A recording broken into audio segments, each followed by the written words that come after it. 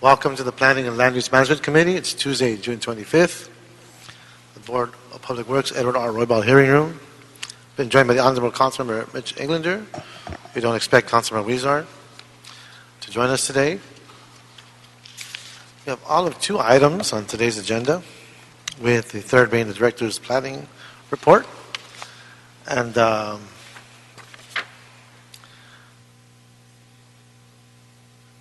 well, let's start with the understanding that number 1 is on consent, but we do have a card from Mr. Joel Miller. Do you feel compelled to speak, sir? You are a very wise man. You are a very wise man. Experience really speaks for itself. Good going, Joe. All right, so we can move on that one, Councilmember? So that's on consent. That takes care of item number 1. Item 2, before I do that, does the planning director want to do the report now, or do you want to wait until after number 2? Actually, if you don't mind, I can give you a brief report. Okay, go ahead. Thank you.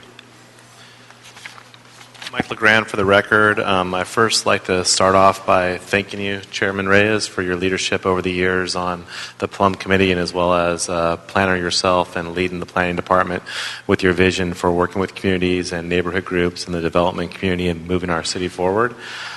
Just briefly, some of the things we've worked with you on over the years that staff I know has taken a great love in these projects, things like the adaptive reuse ordinance that you actually spearheaded and worked on with us. Other things like innovative housing solutions, whether it's a small lot ordinance that's still being utilized today for many of our condominium type projects to give people the land that they live on to actually own that land rather than living in condominiums. Looking out for affordable housing throughout the city, the Greater Downtown Housing Incentive Ordinance, a lot of these items at the time were very bold and sometimes controversial, and you had the kind of leadership to see those through City Hall and through the legislative process and explain to your colleagues the benefits citywide for this was really helpful as a planning director, but also as a staff member of the department. Always seeing the way to do the right thing. It wasn't always popular, but you stand up for the right thing and represent that and help the department move some progressive policies forward that today are kind of commonplace in our zoning code and our community plans. But your leadership really spearheaded that, and I think taught the staff a way to stand up for what's right in the city and the things that are good, even at times where you have to do a lot of education along the way. And we just look to your leadership over the years, and we're really going to miss that in City Council, and are looking forward to other Plum members on this committee stepping up in your shoes in terms of land use and planning and the sophistication you have around those issues. Things like the river revitalization and seeing the Ed P. Reyes River Greenway named after you today was a great honor. And we're excited to see all your work around the River Master Plan, the Cornfield Rego Seco specific plan, and many of the items that you brought forward in your district and citywide that really represent true urban planning and urban intervention to a level that we haven't seen before in the history of Los Angeles. And your stewardship and leadership around those issues, the entire staff of the planning department is here to salute you and praise you for all your hard work and dedication. So I can't thank you enough. Thank you, Michael.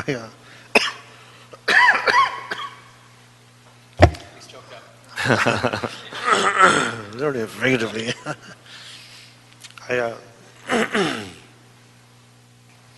It's been a great day, and when you got 12 years in the rearview mirror, and you look back, you see all the great people and all the great efforts, and in my mind, sometimes heroic, and our staff, especially in the planning department. There are many folks out there that do so much work and never get recognized, and they are fulfilling a function, a role in the various parts throughout the department.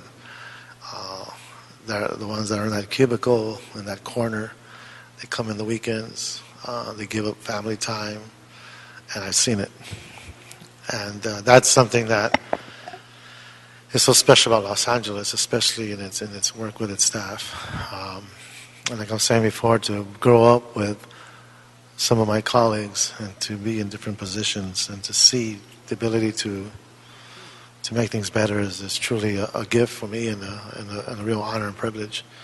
I just hope that the young, should I say, and the newer planning staff, along with the seasoned planning staff, can see the wisdom and how they can work together.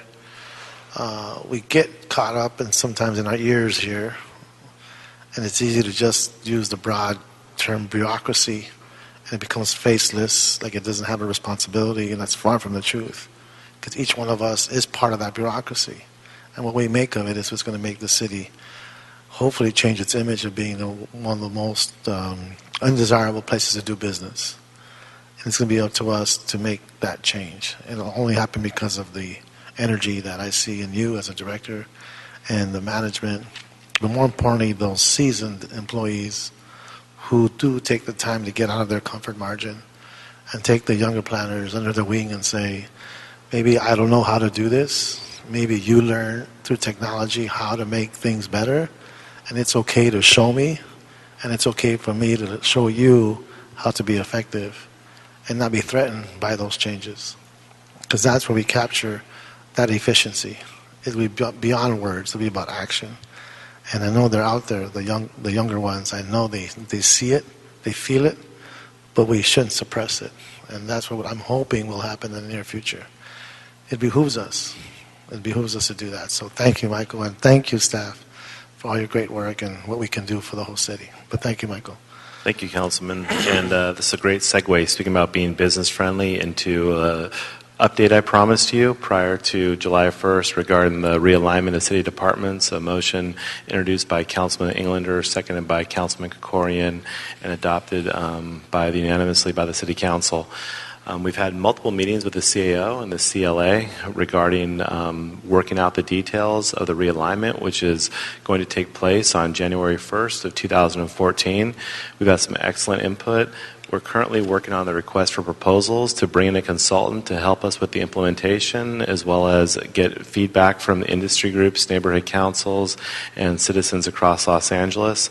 We're really excited to be working through this process. The CAO has done a great job, as well as the CLA, in really rolling up their sleeves and working with us on the details. We anticipate either by today or early tomorrow that the request for proposals will be out and available for public release. We should have those start the process of our public outreach by the end of July, early August, and going through the process of looking at continuous process improvements to make Los Angeles a better place to do business and invest, but also look at how we can preserve the individual character of unique neighborhoods and make sure that our policies, our inspections, our plan check, as well as our permitting functions all take that into consideration through good, sound planning principles. So we're really excited to see the progress, be on target, on time, on budget, and we hope to be back to you for our next update in August of this year to give you another status report.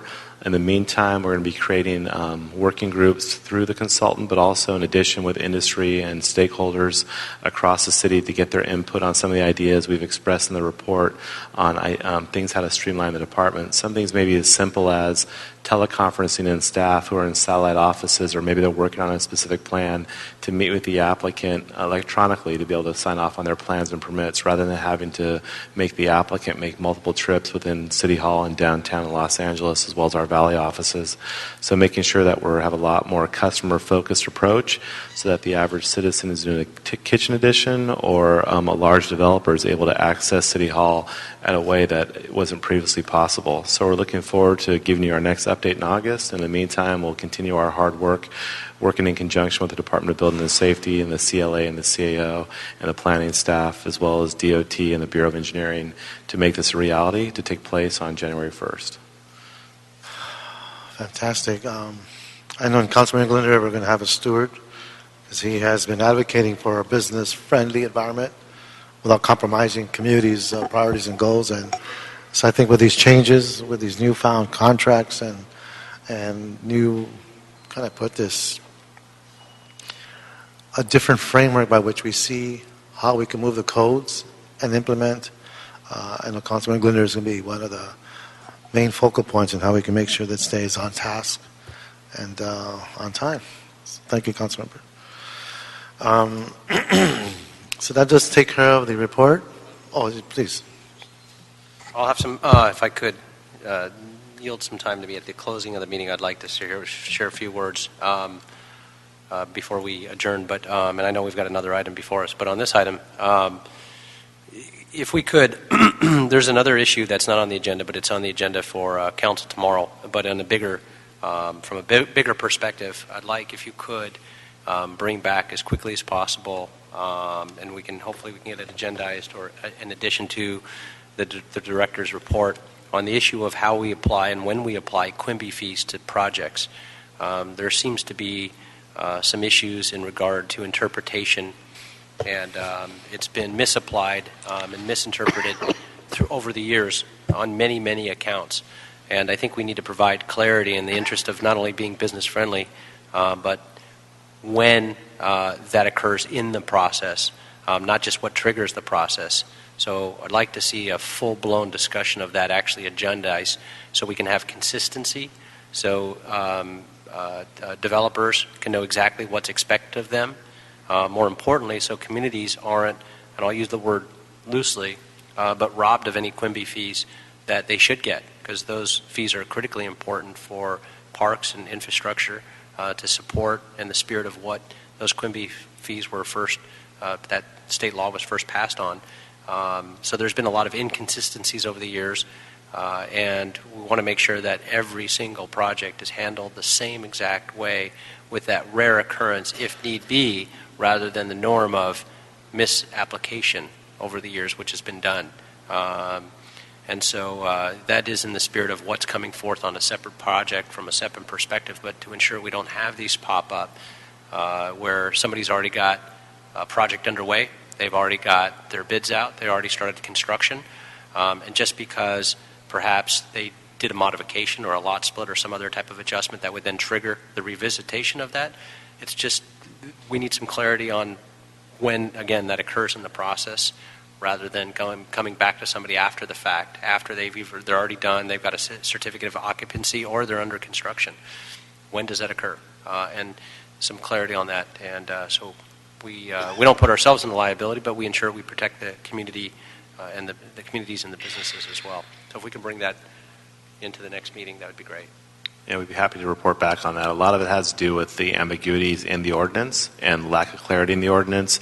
And then over the years, the application of those provisions has been inconsistent. So we can look at our policies under our charter authority to be able to provide that clarity to the staff, as long as it is consistent with the ordinances. If you've got some recommendations to clear up some of the ambiguities, correct, perhaps we should look at that. Yes. from what your recommendations would be, so we don't have those ambiguities and we don't run into these situations. Correct. So we'll work with the City Attorney's Office and Rec and Parks and the CLA on agendizing that item, and we'll have a full discussion. Great. Excellent. Thank you. Great. Okay. So that takes us to item number 2. Roberto, want to read that into the... Sure, council members. Item 2 is an appeal by Beverly Grossman Palmer. He's representing 2 homeowner associations, and they're appealing a proposed project in CD5. It's a mixed-use project. So let's have the staff presentation on the project itself.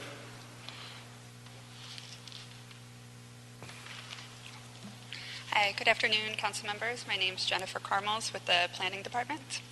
What you have before you today is a mixed-use project. It's located at 316 to 324 North La Cienega Boulevard.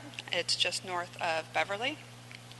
The project, as originally proposed, is a 6-story, 67-foot tall mixed-use building with 4,550 square feet of retail on the ground floor and 45 multifamily units above that, with 3 levels of subterranean parking and 75 spaces. So the current zoning is C2 1VLO, which allows a 1.5 to 1 FAR and a 45-foot max height. It is surrounded by C2 1VLO to the north, the south, and the west. And to the east, across the alley that is the rear boundary of the project, it is zoned R21. Nearby, the buildings are approximately 1 to 2 stories, with some at 45 feet, and across the street there's a 56-foot building under construction that used a density bonus. So the request is for a zone change from C2 to RAS4, a height district change from 1VL to 1D with a 67-foot height limitation, a zoning administrator adjustment for a 0-foot front yard setback in lieu of the 5 feet, a ZA adjustment for a 0-foot side yard setback on the south side in lieu of 5 feet, a minimum lot area per dwelling unit to allow 45 units instead of 44, and a max floor area to allow 3.16 to 1 FAR instead of 3 to 1. So this project went to the Central Area Planning Commission on January 22nd.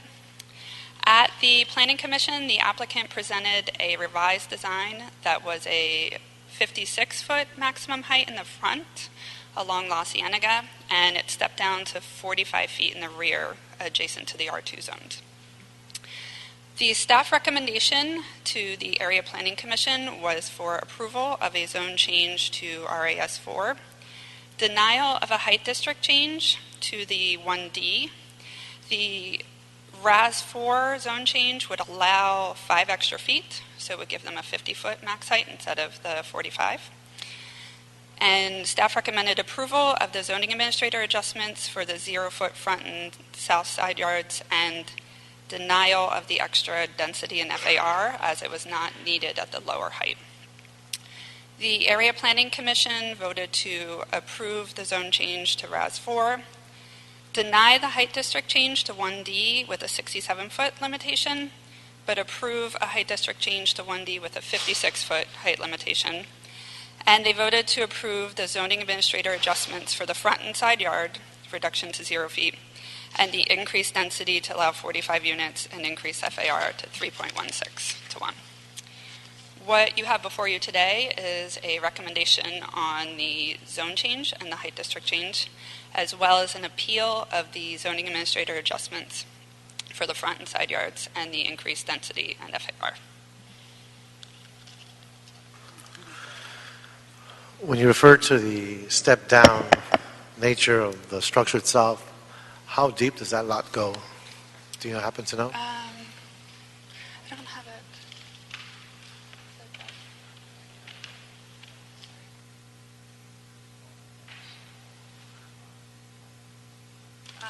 It's 170 feet. Okay. And then there's an alley that separates it from the R2 zone. So at the lowest point, as it terminates at the rear end of the property, how high is it there? As the revised design that the applicant showed at APC, it would be 45 feet at the rear, the height. And the front along La Cienega would be 56 feet. And what the current zone allows is 45 feet maximum across. If they do get the zone change to RAS4, it would allow them to 50 feet. Because of the RAS? Yeah, the RAS has an extra 5 feet to allow for an increased ground floor for retail. Okay. Any questions of the staff, Councilmember? Okay. All right, thank you. Thank you. Okay, we typically allow the appellants to speak first, and we do have appellants on record. I do have, I believe, 3 cards, and I'm assuming you're one of the appellants. I am the appellant's representative. And your name is? I am Beverly Grossman-Palmer. Okay. The floor is yours. All right, thank you, Council Member. And congratulations on the conclusion of your tenure here on the committee and on the council. So a little context on the project. I think staff gave a good overview. The project is proposed for the block of La Cienega north of Beverly Boulevard. It is not adjacent to the Beverly Center. The properties on this block are not zoned as a regional center, but as neighborhood commercial in the Wilshire Community Plan. And immediately behind the project site are low-rise residential structures. The height of the buildings in the regional center is not relevant to this project because this project is not located on a block that is designated as a regional center. In fact, there is not one existing building on the block built beyond the 45-foot height limit, and I've included a photo of the streetscape on that side of La Cienega with my submission of June 21st or June 20th for your review. The only permitted structure that would exceed the 45-foot height limit is the 375 Lux project recently approved. That project differs from this in a critical way. It was entitled as an SB 1818 affordable housing project. This project seeks entitlements as if it is an affordable housing project, yet does not provide any of those benefits. I'm sorry, the image that you referred to, was that part of the file? Or was It should be part of my submission for appellants on I was a letter dated June 20th. I believe it is Exhibit 3. Okay. Do you happen to have it with you? Okay. I have it and can go back to my seat and get it if you'd like. I just want to take a glance at it.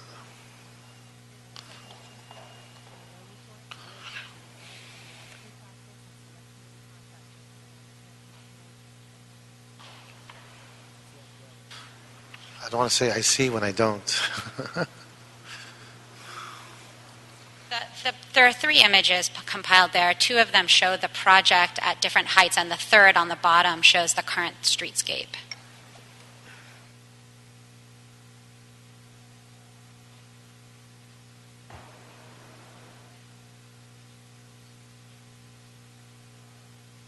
Okay. You're welcome to keep that in front of you if that's helpful. So I'd like to talk about floor area ratio a little. We focused a lot on height, but not so much on floor area ratio. This project is limited to a 1.5 to 1 floor area ratio, not a 3 to 1 floor area ratio as staff has suggested. The Wilshire Community Plan includes this parcel in a block designated neighborhood commercial. And the plan also designates that these properties on this block are in Height District 1. Municipal Code Section 1221.1, which is height limits generally, sets the floor area ratio limit for properties in Height District 1. All commercial or industrial zoned properties in Height District 1 shall not exceed a 1.5 to 1 floor area ratio under that provision. This restriction has been in place since Proposition U was passed by the voters in 1986.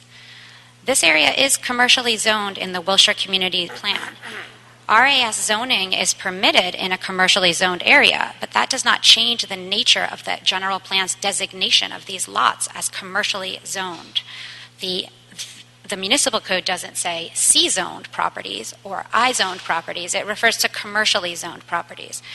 Nor does the RAS ordinance that was enacted in 2002 contain any exemption to otherwise applicable floor area ratio limitations. It does permit a slight increase in height over the applicable 45-foot limit. I would acknowledge that, and it's clear indication that the City Council knows how to draft an ordinance exempting RAS zone properties from generally applicable requirements like height limits or floor area ratios. And the City Council did not so exempt properties from that floor area ratio restriction. So the project cannot be approved with a 3 to 1 floor to area ratio consistent with the general plan or with the municipal code. Now to turn to height limit. 50 feet is the limit for a... did you have a question, council member? No, I'm just wondering if you're going to give me the Reader's Digest version. I will. This is the last comment. Okay. So 50 All feet right. is the limit for RAS 4, but that's a cap, not a minimum. The community understands that Councilmember Koretz will request the imposition of the required 50-foot height limit. And we do appreciate the council member's commitment to limit that height to 50 feet as opposed to the 56 feet granted by planning. But even that is too high. Certainly the 1D height change request should be denied. Imposing a D condition requires a determination that the height will be protective of the community. And a 56-foot height limit in this low-rise neighborhood is the opposite of that. The 1.5 to 1 FAR controls and should limit the project's overall mass. The height should be limited to 45 feet, consistent with its location, adjacent to residential uses and in deference to all the low-rise properties adjacent.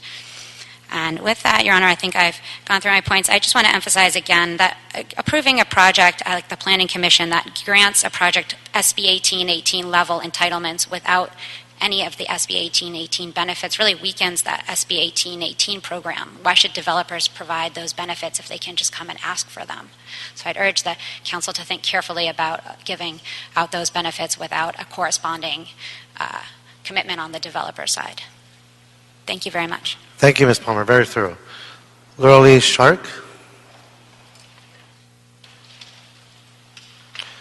Also, I believe a named appellant.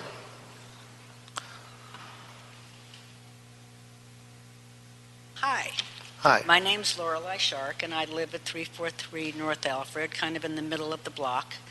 I've been dealing with this project for about 2 years now. I moved in on this block 5 years after the Wilshire plan came into effect. I relied on that plan when I bought my property. I spent a lot of money on my house. I secured my privacy. The 45-foot Baker building is right slanted in back of me. I was really shocked when I found that an 83-foot building with 5 floors of subterranean parking and a built-in billboard and 3,000 square feet of restaurant space with a bar made an attempt 3 years after I moved in to be built. Because this developer, who had no idea what he was doing, decided to buy 15,000 square feet and shoot for the moon. And in the meantime, what I'm finding over all the various processes that I've been at, even though the entire neighborhood has turned this project down every single time. Is that my time? Oh, please. Every single time, the neighborhood council, every HOA, my neighbors, we've been going. Central area planning went against their own city planner's recommendation of 50 feet, which we supported as a compromise. We said it seems reasonable. They actually came down there. They all came down there. They saw that this was an alley with 20 feet in back of it. So I really oppose this excessive height for nothing in return. We're getting nothing except loss of our property value. Thank you. Thank you, Ms. Shark. Jack Cash, another named appellant on this case. Good afternoon, sir. Pardon me? Good afternoon. Good afternoon, gentlemen, ladies. My name is Jack Cash. I live at 321 North Alfred Street. My duplex backs up to the alley that runs from the gas station to Oakwood. My 3-car garages can only get in or drive out by using the alley. They cannot use the driveway. It was this way when I moved in. And I'm concerned about the construction that's going to be going back, blocking the alley and back, since the garages open up and close to where the alley starts and ends. Also, I'm concerned about the increase in height, which is going to delete the amount of sunshine I do get in the back of the yard. So I do oppose the project. Thank you, Mr. Cash. Thank you, sir. Okay, I believe that, is that everyone on the appellants? No, there's more opposing, I know. I'm looking for appellants. Any other appellants that are on record? I think that's all of them, right? No, that was 2 that filed the appeal. Okay. There were 2 appellants. Right, so we heard from all of them on record. Now I'm going to be asking those that oppose the project to come forward. And let's keep it to a minute. It's Diana Plotkin. Come on up. Okay. I'm calling Diana Plotkin an opponent to the project. We just heard from the appellants on record. That's why I gave them more time. There are 3 more that Appellants? want to speak. Well, yeah, we have more people opposing. Okay. Diana Plotkin, President of the Beverly Wilshire Homes Association. our attorney actually speaks for our position. We are opposed to this project. We are opposed to the height, and we feel that it is in violation of our community plan. And I just want to say congratulations. I'm sorry to see you leave. We won't be having our usual arguments back and forth, but I wish you very, very well. Thank And you, I hope Plotkin. you stay involved in the city as well. Thank you. Thank you for your good heart and everything you do. William Shark, representing himself.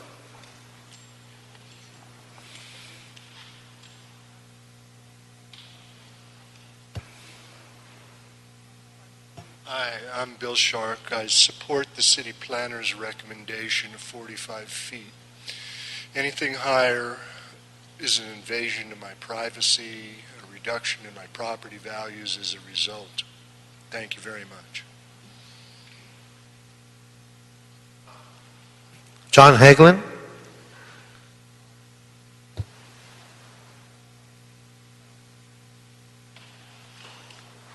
Hi, my name is John Heglin. I live at 353 North Alfred Street.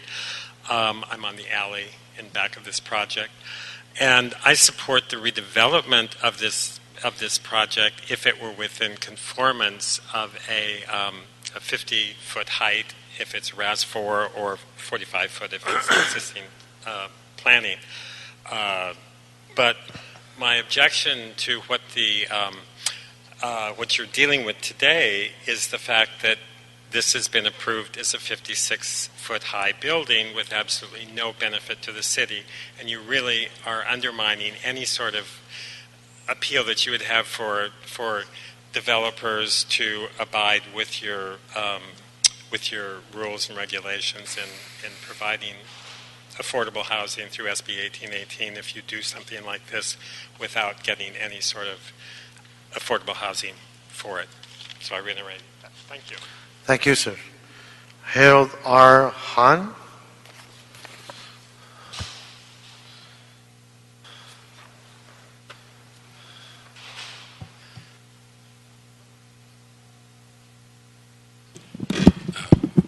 Good afternoon. My name's Harold Hahn. I'm with the Burton Way Foundation. I've come here quite often over the many years, and it's never been a really great pleasure. But I must say, I want to thank you for your unfailing courtesy, which makes these long afternoons very often bearable.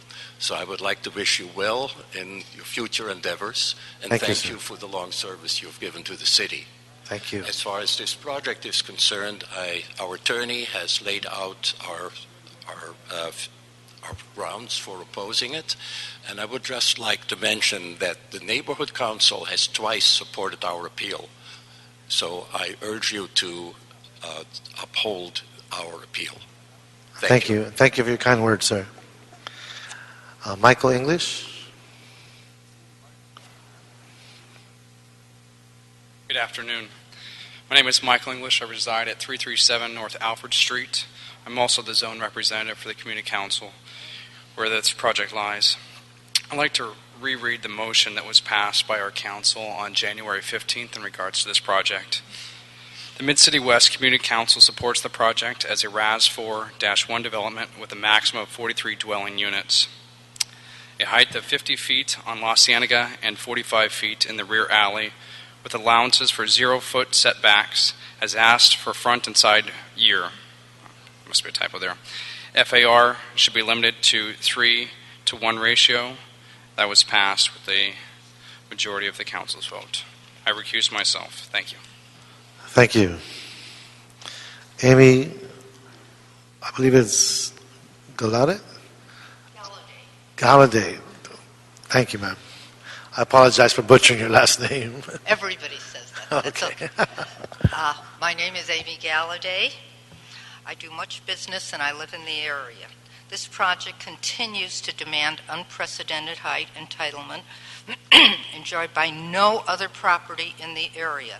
The developer derives income from the billboard leases on his property, which run out in 2014. He states that unless he is able to build a larger, denser building than current zoning permits, it's not economically feasible for him to build anything. Is that my problem to ensure his profit? This area is also massively overbuilt. We're relying on our contract with the city that our zoning laws would be enforced, or that we stand to lose substantial property value, privacy, and light. The developer has refused to build by right because he said it doesn't pencil out. In fact, the RAS 4 project he's applied for that has been recommended by Blake Lamb doesn't pencil out either. Is the city now responsible for Mr. Airier's profit? This project... Thank you very much, ma'am. Oh, sorry. Thank you. I usually brief folks, if you wrote eloquent letters, try to get to the point within the minutes, but I forgot to do that. My apologies. Betsy Parker Gracie. Hi, thanks. I'm Betsy Parker Gracie. I reside at 333 North Alfred Street. The back of my property is right up against where this proposed project will be, and I'm all for the project in keeping it within the guidelines of what was told to me when I bought the property, that nothing would be higher than 45, 50 feet. Obviously, I have a swimming pool. I have a beautiful yard. I really love where I live, and I think this is going to a higher property congestion. It's just going to change everything. I'm very opposed to going above the height limit. Thanks. That's it. Thank you, ma'am. Okay, we'll go to the other stack now, and this is the folks who are supporting the project. And usually give the applicant a little bit more time than a minute to introduce the project and hear their perspective. So could the representatives from the project please come forward?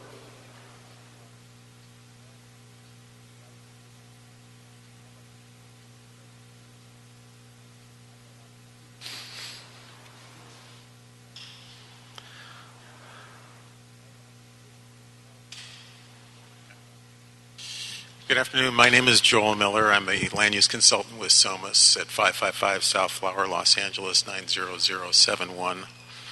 I'm here this afternoon representing the applicant, Beverly La Cienega, LLC, and also with me is Tom Shea, who's the project architect with Tagawa Smith Martin. And I'm going to ask Tom to point to certain elements of the project as I walk you through the development proposal. I think as staff mentioned, the site is zoned C21VL. I'm going to round off and tell you that the existing zoning allows 45 dwelling units. It also allows a height of 45 feet.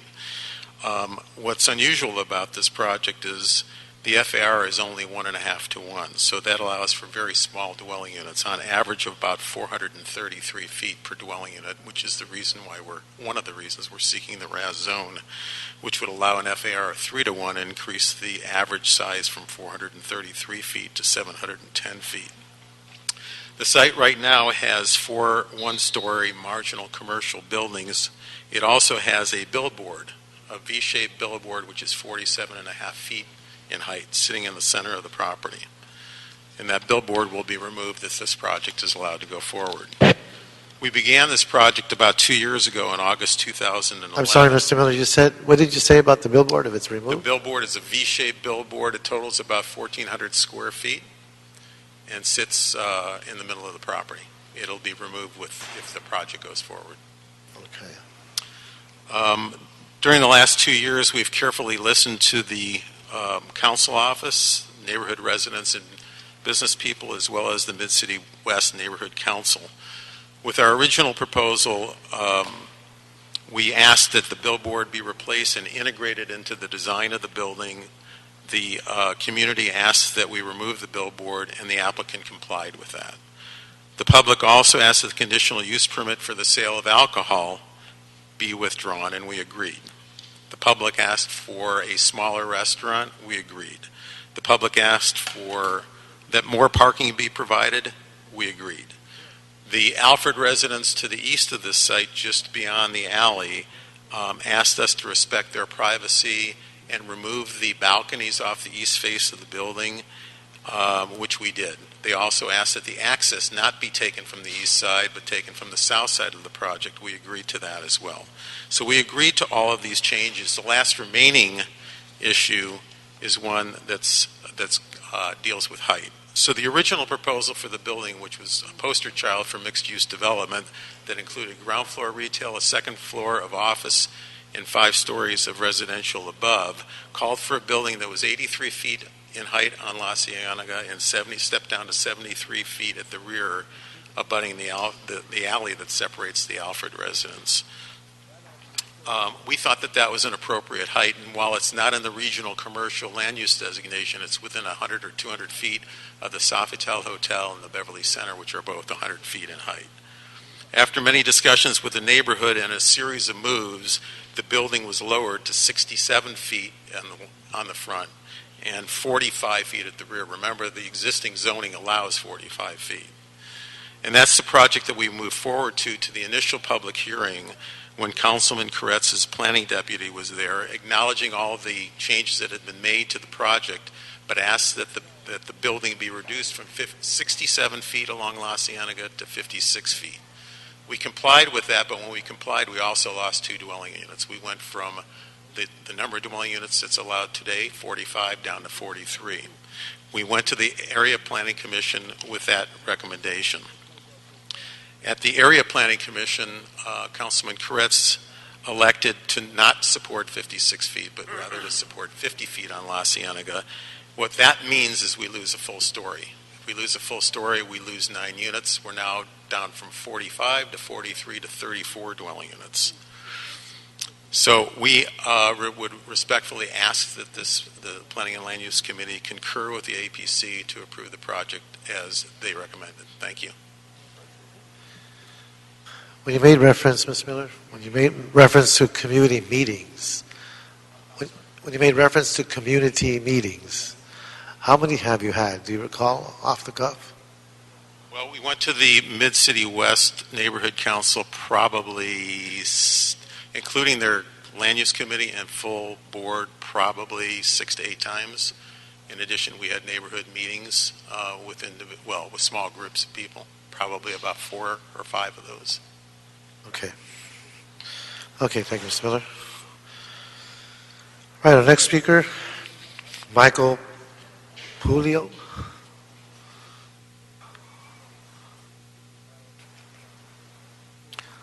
If I did mispronounce your last name?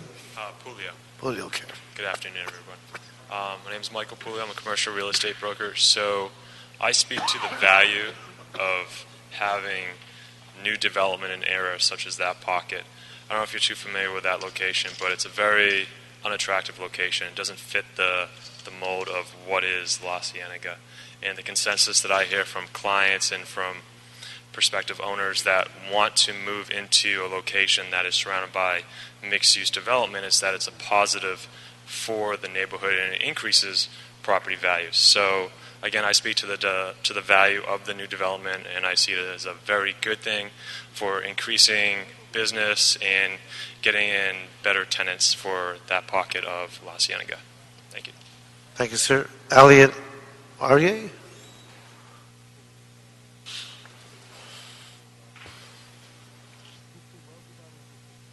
Good afternoon. I'm speaking on behalf of a nearby resident and a new business owner.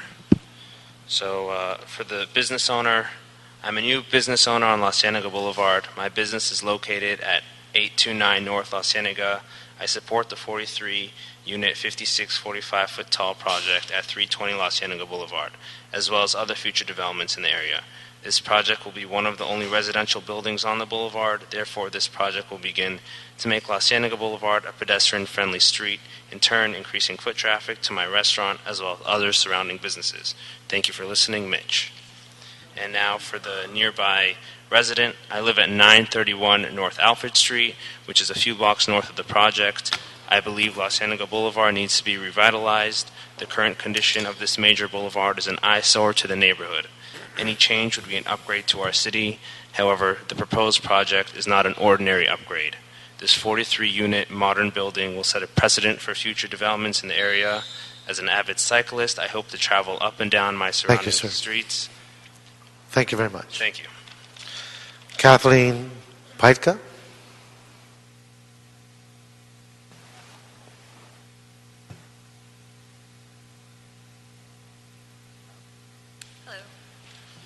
I'm speaking on behalf of people in the area. I am a resident. I live 4 blocks from the location, and I also work on Beverly Boulevard, very close to the site.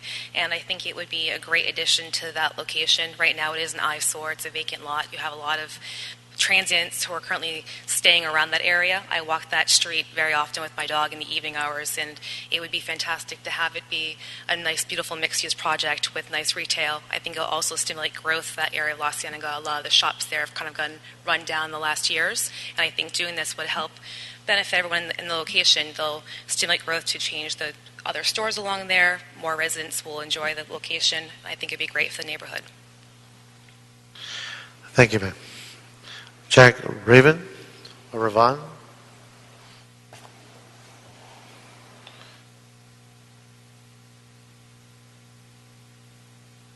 I'm Jack Ravon, and we own properties both on Beverly, La Cienega, and Alfred.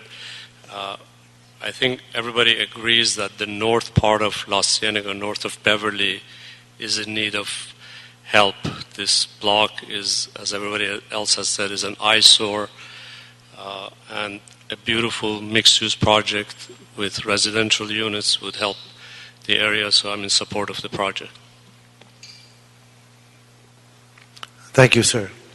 David Ravanchinas?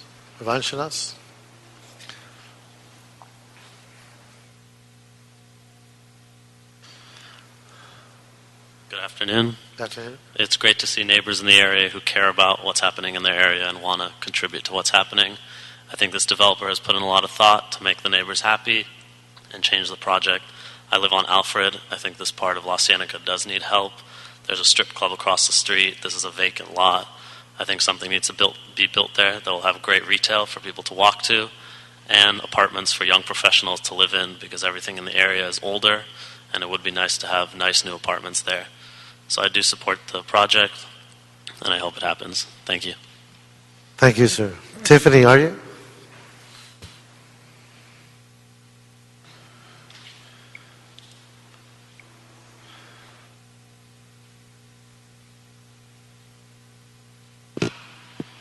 Hi, good afternoon. I'm reading 2 letters on behalf of business owners in the area. The first one, on behalf of Philip Seitz. I am the principal of the Theridarin Studio Workshop and Criterion, located since 1989 at 714 and 722 North La Cienega. I also serve on the 7-member board of the La Cienega Design Quarter and Business Improvement District with Councilman Koretz, currently being applied for with the City of Los Angeles. With great enthusiasm, the 60-plus members of the La Cienega Design Quarter endorsed the development planned for 320 North La Cienega. As the south face of the quarter, we see this project as a win-win for the neighborhood and the quarter. The continuing concessions of the developer to work with the neighborhood to address their concerns and create positive impact for everyone should be recognized, and we encourage the Planning Commission to approve the development. The second letter is on behalf of Real Foods Daily, located at 414 North La Cienega Boulevard. Excuse me, let's do this, because you have 2 seconds left. Let's submit that for the record. Yes. And do you want to say anything? Because you were speaking for someone else. No. Okay, then I appreciate your presentation. Thank you. Thank you very much. I have 3 letters I can give to the clerk. Yes, ma'am. Thank you. That'll be for the record. Sean, wait a minute, Sean. Just a minute. Just a moment. Hold on there. Phil Rick. Good afternoon, Councilman. If I can just have a moment of privilege, I just want to commend you today. I know you were honored this morning, but I want to personally commend you, not just in my role as an attorney here, but, you know, I've been involved in Central City Association, the Chamber, and the like, so I've dealt a lot with you and your office. You have been a wise and principled and patient leader of this body and of the council as a whole, and I just want to thank and commend you for that and wish you the best in the future. Thank you, Phil. Thank you. I'm the attorney for the applicant here, and I just want to urge you to approve the project at the 5645 height, as was done by the Planning Commission. This is an important project for the entire region. It's going to replace some old and shabby buildings that I think you've seen the pictures of, as well as a double-sided billboard with a new project that really has stunning architectural design. It's in scale with projects on both the south and west side of the street. You heard about Beverly Center, Sofitel, and the like. It's going to bring needed housing to an area that suffers from a shortage of housing, particularly for the young workers in the area, and it's going to catalyze renovation of the entire North La Cienega corridor. The dispute here, I think, is over 6 feet in height, which I would suggest is not an enormous amount. It's a little taller than me. That's all. But it makes a difference between 9 units or not 9 units. It makes a difference between this project penciling out as designed or not. These are the factors that led the Commission to approve it at the 56 height. We would urge you to do the same. Thank you very much. Thank you. Thank you for your kind words. Chad Sitkoff. Chad. Then we'll have David Kahinasa, then Jerry Ilulian. Hello, sir. Hi, Chad Sidkoff. I'm a neighboring resident on Alfred Street. Full support of the project and the maximum density that it sets out, as well as the precedent that it will set. I think that this area is really the focal point of pedestrian, a very centralized pedestrian area in the city, situated between the Beverly Center and the Grove. Some of the city's best and hottest restaurants and retailers and schools, Cedar Sinai, are all located within this small radius. And I think that for pedestrians, they'll have a place to walk to between Beverly, Melrose, 3rd Street, again, between Beverly Center and the Grove, and there really is not a lot of housing stock out there for young professionals. So I find that there's nothing out there. Everything's outdated. And I think that, things do need to be redeveloped and reconsidered for the way people live today as opposed to the way they lived in the past, which will include larger units and parking and, again, introduce the ability for more pedestrian foot traffic. Thank you. Thank you, sir. David Kahinasa. I'm sorry, I'm blowing your last name. Not bad. My name is David Kahinasa.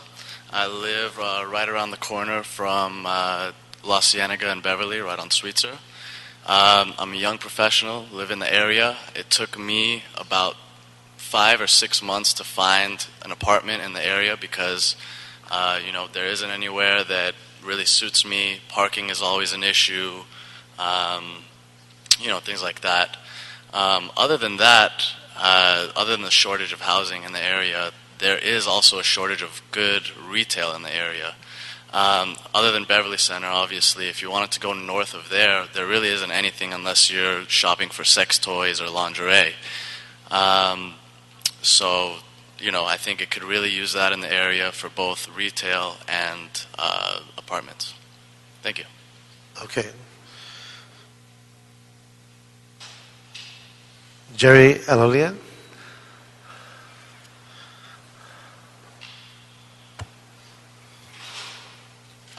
Good afternoon. Afternoon, sir. My name is Jerry Lulian, and I have worked in the area for over 45 years. And we need La Cienega, north of Beverly, to be able to develop the site. And I urge you to approve this site for the developer.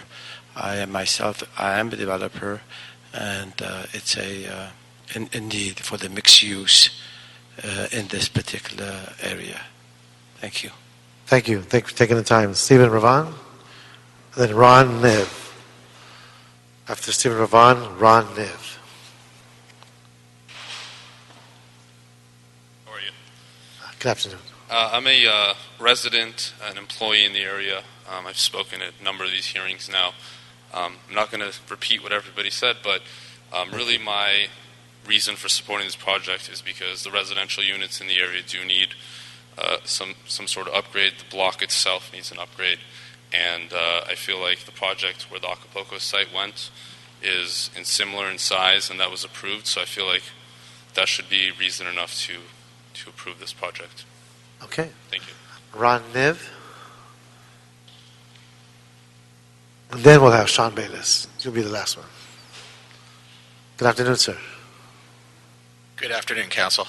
My name is Ron Niv. I've lived in the neighborhood my whole life. I even go back to the pony rides on Beverly. I don't know if you remember that. I wish I could tell you yes. But the important thing is you either got to progress or perish. And the important thing is, I've always found that part of La Cienega sketchy. We like walking down 3rd Street because 3rd Street's nicely developed. We like walking Melrose because that's nicely developed. We didn't really like walking down La Cienega. My son went to both my children went to Rosewood Avenue School.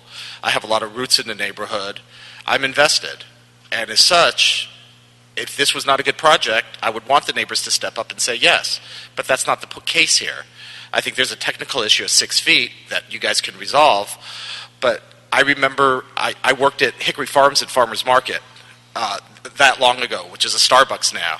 And I know that they wanted to tear down Farmers Market to put up what is the Grove now. But they were able to come to an accommodation. That's what I'm trying to say is we just need to move on. Thank you. Thank you. All right. That was a good flashback. Good afternoon, sir. Good afternoon, sir. For the record, my name is Sean Bayless. I'm the planning and land use guy for Councilman Paul Koretz. There's pretty much wide acceptance that we would like to see something happen on this site. I think the councilman feels that development would be good here, so much so that we're willing to support a zone change from C2 to RAS4, which effectively doubles the density that is currently there.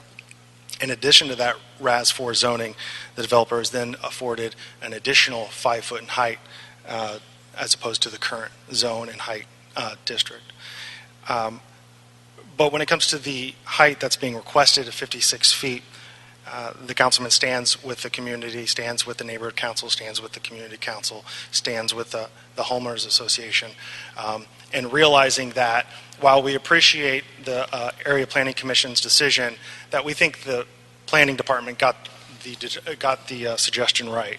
It's our job to know what's happening in the community, to see it firsthand, and so we respectfully oppose the requested height for 56 feet and ask that it stay at 50 feet.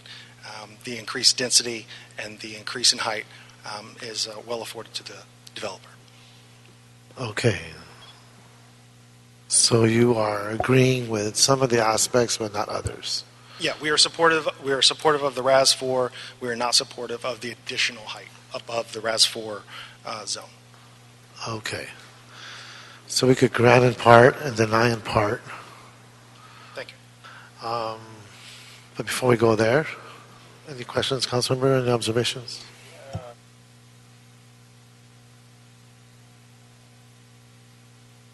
Thank the community for coming out as well. And looking at the photo, it appears that you're going to also demolish an old billboard on the site as well. Can I ask the applicant on that question? I wasn't sure, just out of curiosity, quite frankly, how that's done, since the billboards are usually owned by the billboard companies, not the property owners. Do you have approval already from the billboard company, or did you buy the permit? The applicant owns the billboard. It's being leased. The applicant owns the billboard? That's how they're taking it down. Interesting. Okay. That's the only question I had outside of, I think, the council office. The height issue was one that I had a lot of concern on, so I'm glad to hear that the council office supports the community on that. Roberto, you want to help me with this one? We know we granted in part, deny in part, but I want to make sure we're granting the right part and denying the other part. So you're granting the zone change to RAS4, but you're disapproving the CPC's recommendation of 56 feet, and you're agreeing with the underlying planning department recommendation and this council district office of a 50-foot limitation. Okay. As to the height. Okay. So that should capture the what the council office is advocating for. Yes. And I think it's a good way to achieve a balance. And not everybody walks away happy, but that's the nature of the beast. So And also the findings need to be... the findings need to be written. And adopt the environmental clearance. Right, and the environment. Okay, wow, we got a good teamwork here. So given everything that's been said, that'll be the action of this committee, and that'll be the record. And thank you, folks, for your patience and your good work. And I do have, it's not on the agenda, so I'm going to use public comment for this. I do have presentations I'd like to for the staff, and the folks are welcome to stay. But it's no secret I started in the planning department, and I do know there's so many good people that have worked throughout the years, and I wanted to thank my committee, our committee, for all their good work, their support. And so I have a few goodies and certificates, and maybe you can use them as wallpaper. But these are essentially on behalf of Rebecca Valdez, who's been a very key person in this committee in helping me maintain that consistency, along with Guadalupe, Donna Medina, and Susan Wong, and who else? That's everybody, right? To say thank you to the staff. And I want to thank Councilman Englander and Phyllis, because I think, Phyllis, we're kind of like sharing timelines here, aren't we? Now, I met Phyllis back in the early 90s when she was working with Councilman Burnson, and so she taught me a thing or two. But, you know, I appreciate your hard work, Phyllis, throughout these years, and of course, Mitch has been a great friend, and especially when we can agree to disagree and not lose sight of what's best for the city, even though we might differ, we might disagree. We all know we're here for the right intention. So thank you, Mitch. Thank you for everything you do. So I'd like to start off with Michael J. Legrand, Director of Planning, City Planning Department. And it says, on behalf of the First Council District, it's an honor to present the Certificate of Appreciation in recognition of dedicated service and commitment in serving the Planning and Land Use Committee. As chairman for the last 12 years, it has been a pleasure to work with you. Although you've been director how long? 3 years. 3 years? Okay, God, that was fast. Man, what happened? I thought it was last year. No, I was just kidding. But Michael, congratulations. Thank you.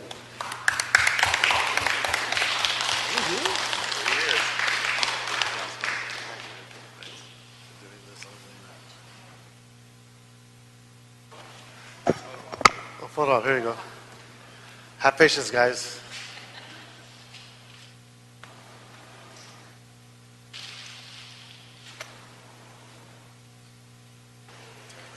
Okay.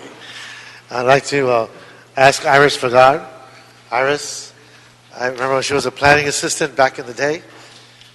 And let's thank Iris for the behind the scenes work.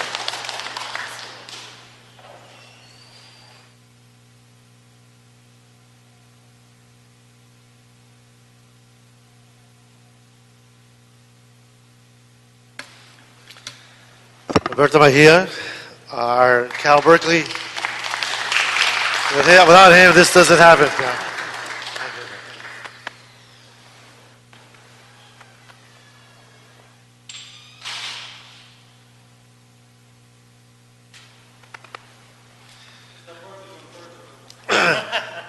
Really? Happy birthday. Look at you. All of 25. Roberto helps coordinate all the information, helps pull together the language, keeps the pace of the rhythm of the committee going. So thank you, Roberto. You're one of the unsung heroes. And Avak oversees me. And Avak, where's Avak? He's always here. Avak, come on down, Avak. Yeah. Well, when I was in graduate school, I actually worked for the CLA back in the early 80s. And Avak, well, I had a lot more hair then. And Avak was, wow, this was how many years ago? Close to 25 years ago. And Avak is Avak, and I thank you for all your hard work, Avak. All right.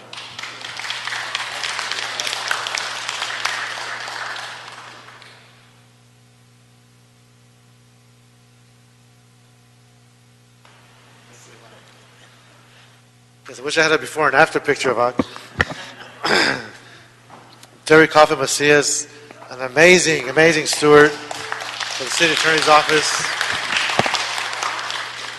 I can't tell you, and you probably know when you engage council members, that sometimes we are not very pleasant. Sometimes our fuses are very short. And we get caught in the crossfire. And I've seen Terry do a lot of dancing, but she always gets her point across because she's protecting the city. So thank you, Terry, for your hard work and your ability.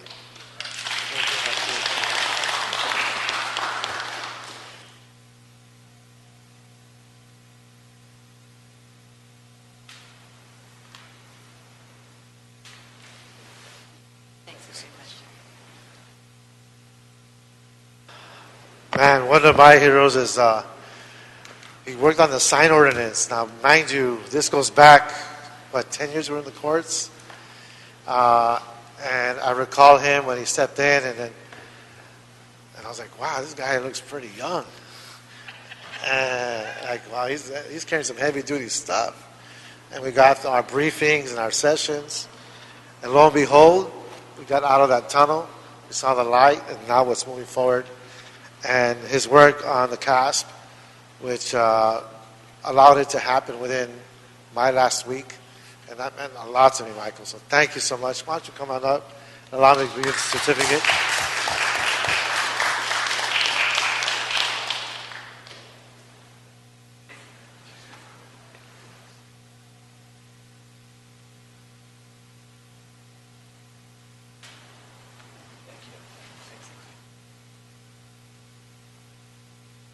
Sharon Jen here?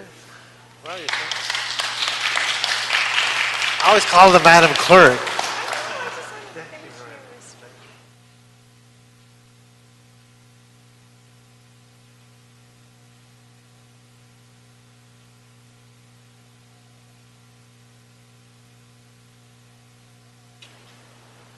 Etta Armstrong, there you are. Thank you so much.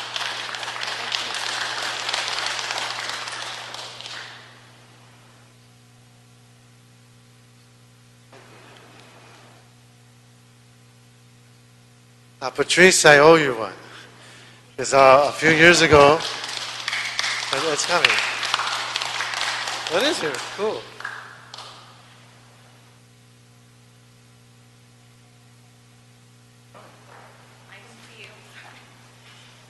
What's going on, Patrice?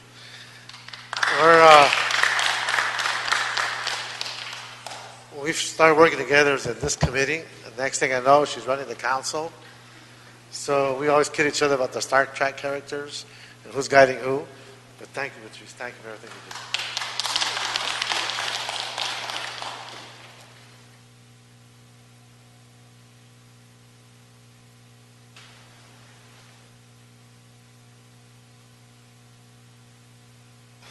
you do. And our Sergeant, Michael Johnson, come on up.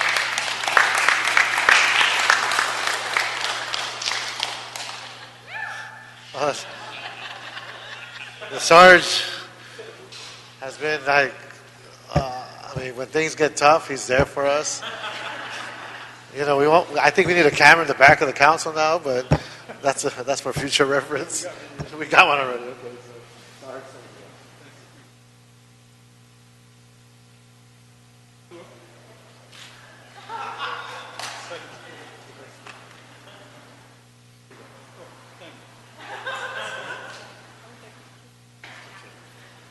Well, let Steve know I owe him one.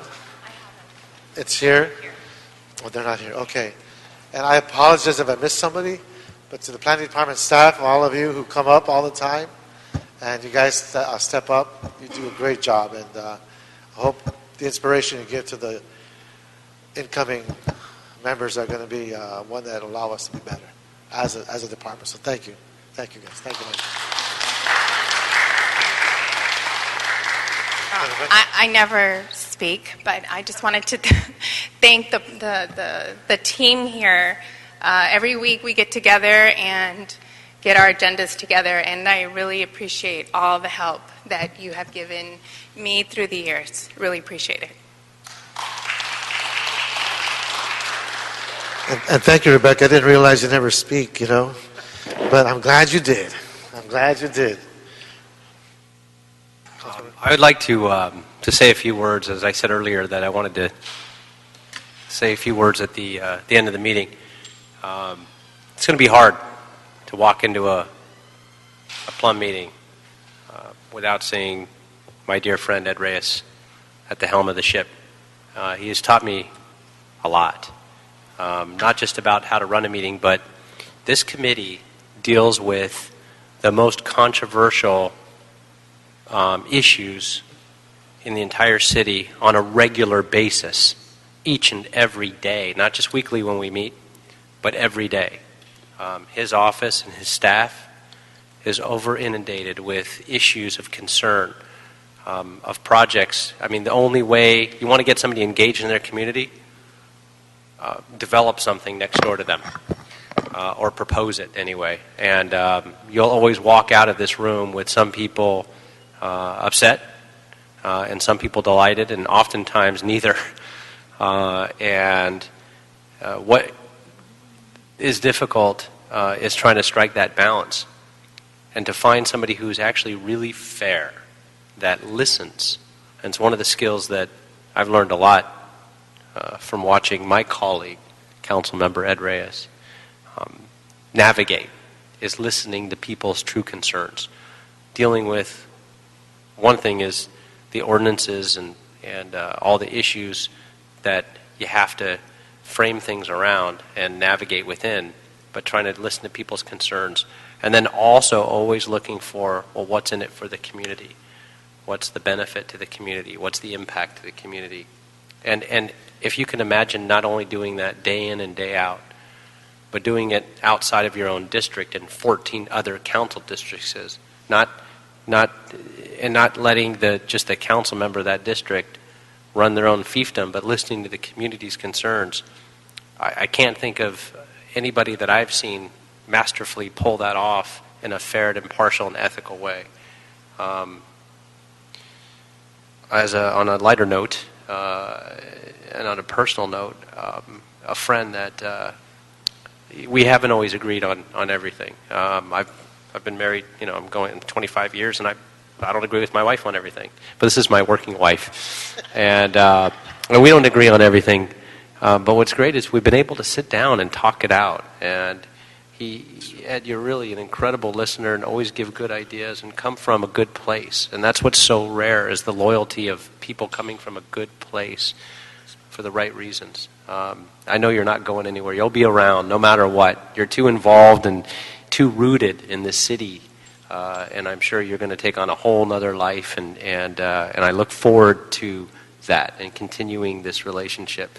But I'd like to officially declare this meeting in honor of and adjourn in honor of Councilman Ed P. Reyes. Thank you. Thank you, Mitch. Thank you all. Thank you so much. Thank you so much. Have a great day. Thank you.